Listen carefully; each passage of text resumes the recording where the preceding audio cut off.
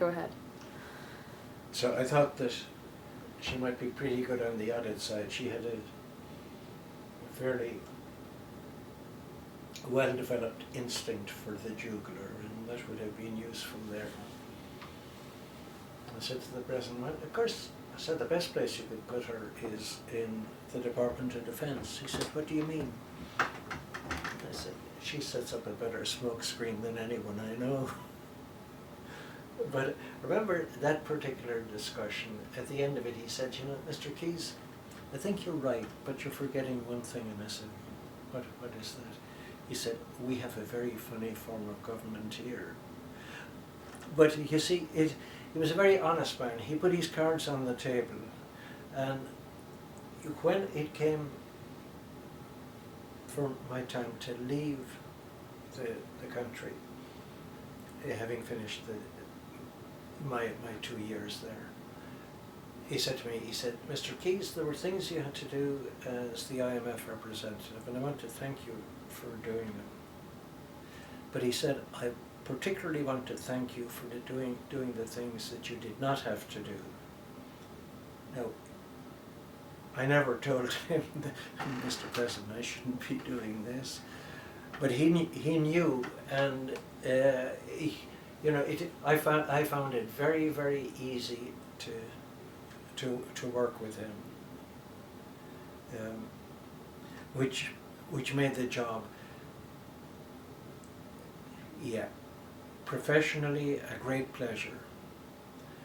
And when I compare it with a fund representative job that I did almost 20 years later in Zambia,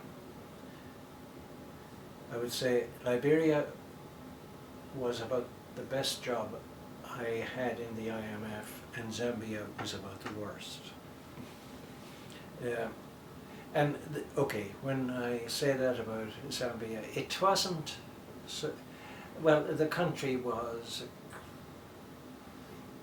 didn't quite know where it was. The president was of Zambia. He was quite a humane person. He wasn't corrupt. There's some, but not much of it in his family, but not himself. But he couldn't make up his mind whether he was pro-Soviet or pro-West. And one of his cabinet said to me, he said, you know, President Kaunda plants some very good seed, and 6 months later he pulls it up to see if it's taking root. And that is it. You were down one particular channel for a few months, and then you were down another one. So it didn't give any economic system a decent chance.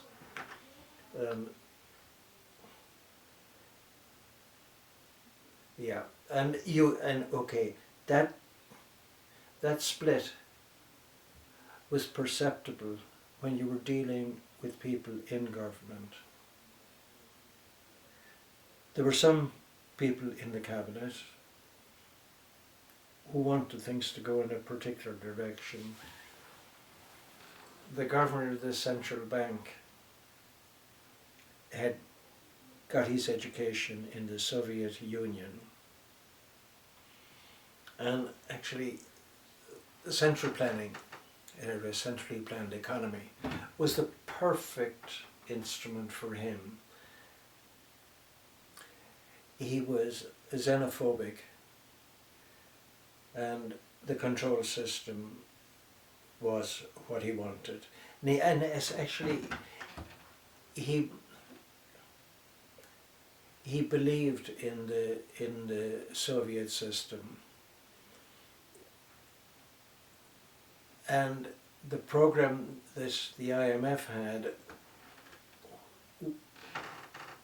it was not so much politically motivated as based on their understanding of the pressures in the economy. But anyhow, I would, and I'm jumping a lot, But I would say that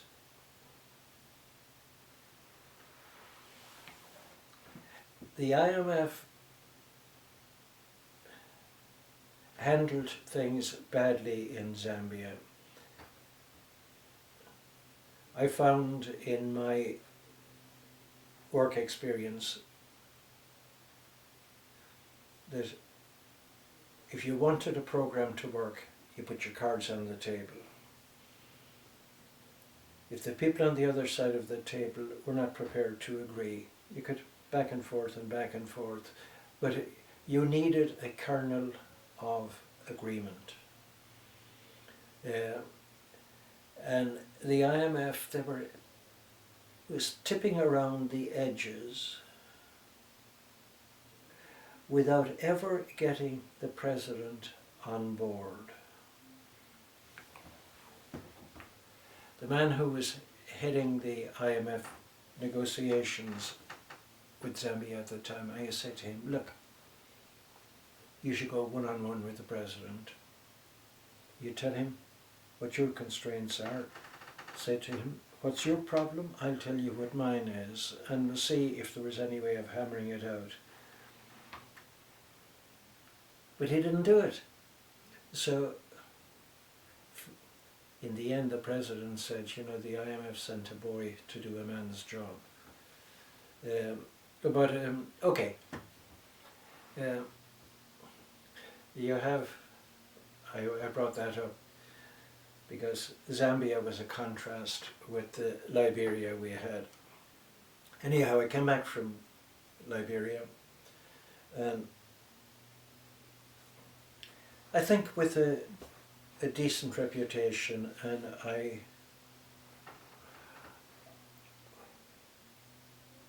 I was on, yeah, I was picked out as someone who should be moved to division chief. I mightn't have agreed with the way they did it, but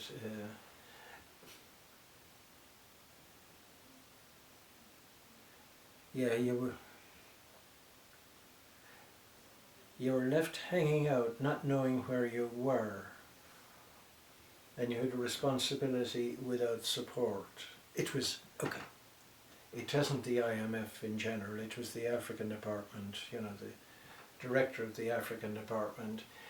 He was a man of intelligence, he was a man of integrity, but he couldn't manage a bun fight. And so there was a couple of years before I was finally confirmed as division chief, where I was on trial, essentially giving me every chance in the world to screw it up royally. And